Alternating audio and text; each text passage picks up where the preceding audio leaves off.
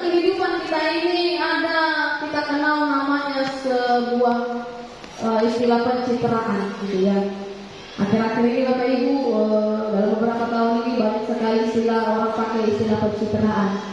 Ketika memposting sesuatu hal di media sosial, dia katakan demikianlah pencitraan hari ini, gitu. Nah Bapak Ibu terkasih, pencitraan ini adalah suatu proses atau suatu cara untuk membentukkan gambaran atau kesan kepada suatu objek atau kepada suatu orang atau kepada suatu organisasi. Atau bisa dikatakan Bapak Ibu, pencitraan ini artinya usaha untuk menonjolkan citra diri seseorang atau citra suatu objek atau citra suatu organisasi. Dan pencitraan ini Bapak Ibu memiliki konotasi yang positif dan negatif. Kalau untuk suatu produk, suatu organisasi, maka akan orang mencerminkan suatu pencitraan yang baik tentang produk dan tentang organisasi. Tetapi akan menjadi negatif Bapak Ibu pencitraan ini ketika dilakukan dengan suatu kebohongan yang berlebihan. Nah Bapak Ibu terkasih di dalam nama Tuhan kita Yesus Kristus, saya katakan bahwasanya kehidupan para ahli-ahli Taurat ini adalah kehidupan yang penuh dengan pencitraan. Ya. Dan pencitraan mereka ini bukan menunjukkan suatu hal yang positif, tetapi melainkan kepada ke arah yang negatif, di mana mereka menunjukkan bahwasanya keagamaan mereka, kekudusan mereka, ketaatan mereka akan Taurat Allah itu mereka tonjolkan hanya untuk menunjukkan kesombongan mereka dan menutupi kejahatan mereka. Kejahatan yang bagaimana Bapak Ibu? Jelas di sini dikatakan Yesus yang menelan rumah janda-janda. Artinya mereka tidak melakukan hal-hal yang namanya keadilan. Pada masa itu Bapak Ibu, janda ini adalah orang-orang yang sudah tidak diperhitungkan lagi dalam keadaan sosial yang tinggi. Mereka tersingkirkan, bahkan mereka jarang dan tidak bisa mendapatkan yang namanya sebuah keadilan. Jika mereka berperkara, maka takkan bisa mereka mendapatkan suatu kemenangan dalam perkara mereka. Orang-orang demikian Bapak Ibu yang menjadi sasaran ahli-ahli Taurat ini, yang mereka pakai dengan jubah mereka, yang mereka pakai dengan keagamaan mereka hanya untuk menindas dan semakin menekan orang-orang yang tersingkirkan.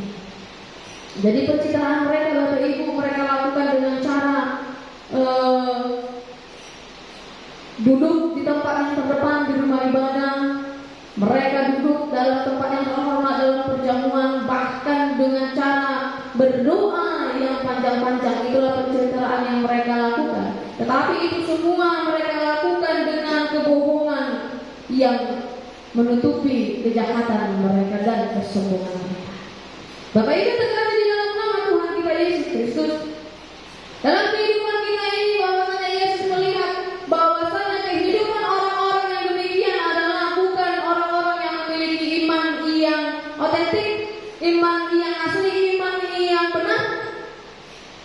Keagamaan mereka bukan tidak mereka tunjukkan itu bukan menunjukkan bahwasanya adalah karena iman mereka yang hidup, tetapi karena menunjukkan posisi dan keberadaan mereka atau kesombongan mereka. Bapak Ibu terkasih dalam nama Tuhan kita Yesus Kristus, Yesus memperingatkan bahwasanya supaya orang-orang banyak untuk berhati-hati dengan pola laku kehidupan yang seperti ini. Mungkin Bapak Ibu mengatakan, oh pasnya seperti orang pendeta ini pakai jubah panjang seperti ini. Ini hanya tidak berlaku kepada para majelis yang pakai jubah, tidak hanya berlaku kepada pendeta, tetapi kepada pola kehidupan kita masing-masing juga Bapak Ibu. Seringkali kita menutupi kebohongan dalam diri kita, kejahatan kita, kesombongan kita dengan cara hidup yang kudus, cara hidup yang baik, cara hidup yang menyenangkan. Tetapi di dalamnya ada kesombongan yang mau kita tonjolkan, ada hal-hal yang ingin diperlihatkan kepada orang lain. Benar Bapak Ibu, saya tidak bisa menilai itu.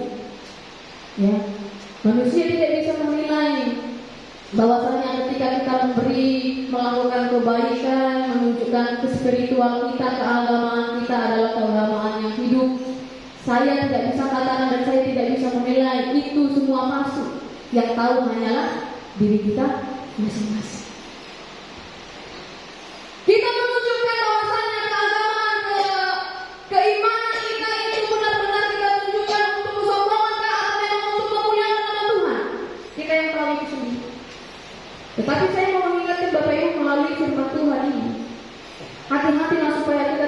bertindak demikian. Tunjukkanlah bahwasanya iman kita hidup itu bukan karena untuk menunjukkan kesombongan kita. Tunjukkanlah doa kita ketika kita berdoa dengan doa yang panjang-panjang itu bukan mau menutupi kebusukan dan kebohongan kita, tetapi kerjakan dan lakukanlah itu hanya benar-benar untuk kemuliaan Tuhan. Yesus memperbandingkan cara hidup orang ahli-ahli Taurat dengan cara hidup atau kehidupan seorang janda yang memberikan persembahan. Ini contoh sikap iman yang hidup dan yang asli. Dia memberikan persembahannya bukan karena mengharapkan suatu imbalan, bukan mau menunjukkan kesombongan, bukan mau menunjukkan dia memiliki segalanya, tetapi dia memberi dengan setulus hatinya dan benar-benar berpengharapan kepada Allah.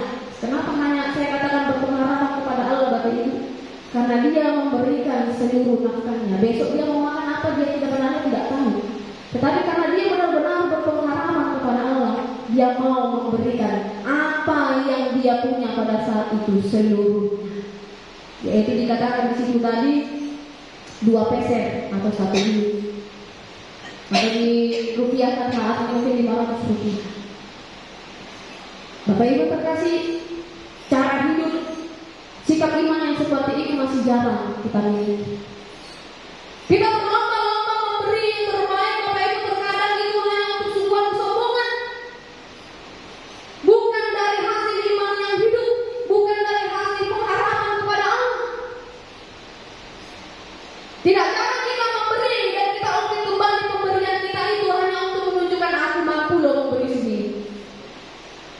Itu bukan sikap iman, tetapi itu suatu kesombongan.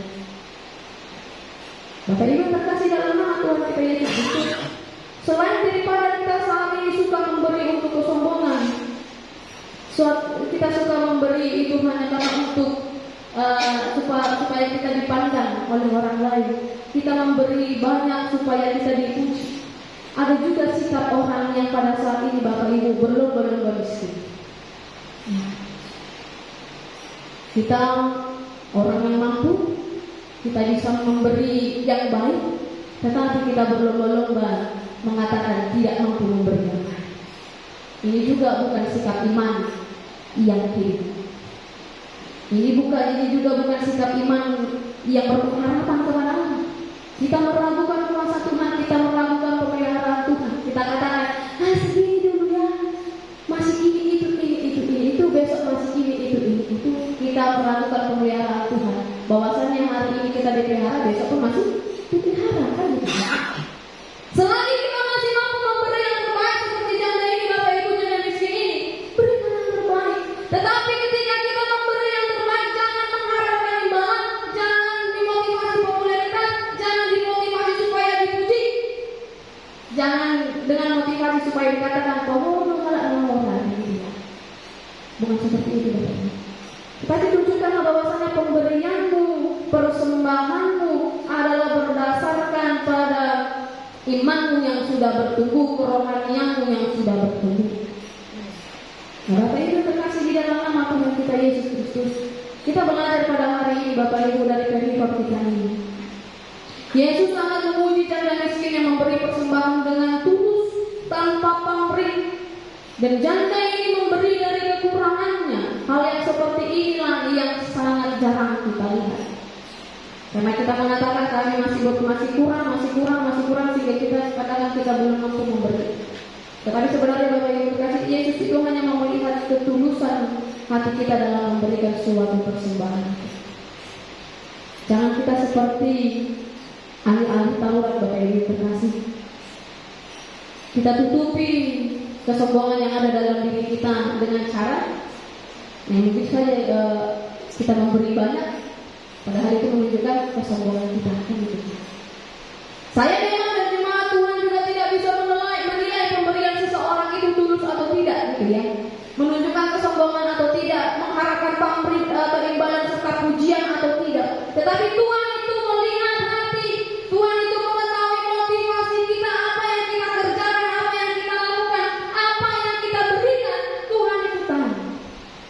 Sebaik-baiknya kita menutupi itu tetap terbuka di hadapan Allah. Sama seperti ahli Taurat, sebaik-baiknya mereka menutupi kebusukan mereka, kejahatan mereka dengan doa-doa mereka, dengan rajin beribadah dan tahu tentang hukum-hukum Taurat, tetapi itu terbuka semua di mata Tuhan dengan kejahatan. Bapak Ibu terkasih, janganlah kita memiliki sikap yang munafik. Janganlah kita memiliki iman yang pencitraan saja, tetapi milikilah iman yang tulus. Tetapi milikilah kehidupan yang benar-benar tulus. Apa yang kita katakan, hendaklah itu sesuai dengan apa yang kita lakukan. Apa yang kita berikan, hendaklah itu sesuai dengan iman kita dan pengharapan kita kepada Allah.